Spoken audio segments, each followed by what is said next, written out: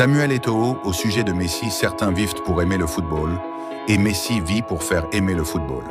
Salut les amis et fans de football, aujourd'hui dans cette vidéo d'une histoire vécue par le meilleur joueur africain, Samuel Eto'o, avec le meilleur joueur de tous les temps, Lionel Messi. Alors si vous prêts, on se retrouve après le générique.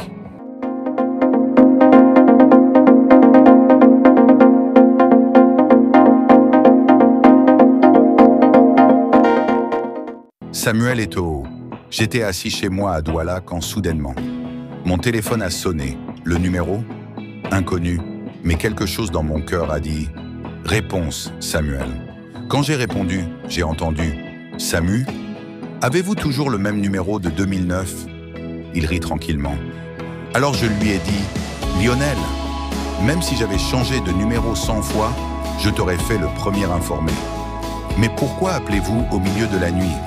Voulez-vous enfin admettre que je suis le meilleur chez Paiki parmi nous ?» Puis il a commencé à rire et a dit « Non, cette fois c'est plus grand, j'ai vu ce que vous faites en Afrique et j'ai vu les yeux des enfants dans certains villages reculés quand vous les visitez. Je veux en faire partie, mais à ma façon. » Mon cœur s'est arrêté pendant un instant. Messi parle de l'Afrique avec une telle passion. Puis je l'ai entendu dire « Je veux construire des écoles et des hôpitaux, mais pas en mon nom. Au nom du football qui nous a réunis. Et tu connais le chemin, Samuel. » La semaine suivante, Messi s'envole secrètement pour Yaoundé. Pas de conférence de presse, pas de caméra. Juste lui et moi en train de visiter un village reculé.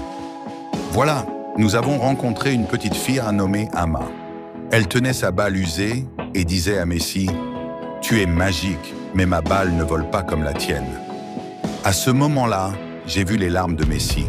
Il a sorti son téléphone et m'a dit « Tiens, nous allons construire une aire de jeu pour chaque enfant de ce village et nous allons leur apprendre que la vraie magie, c'est donner sans rien attendre en retour. » Messi ne s'est pas arrêté là.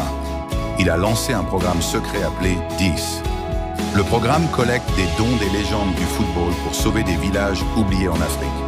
La plus belle chose, sa seule condition était pas de médias, pas de bruit, seulement de l'action.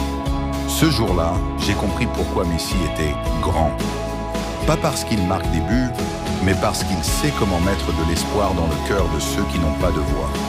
Maintenant, chaque fois que quelqu'un me demande quelle est la différence entre Messi et tous les autres joueurs, je dis certains vivent pour aimer le football et Messi vit pour faire aimer le football. L'Afrique n'a pas besoin de héros vus sur les écrans, mais de héros qui descendent sur terre et tiennent les mains des enfants. Et Messi est descendu.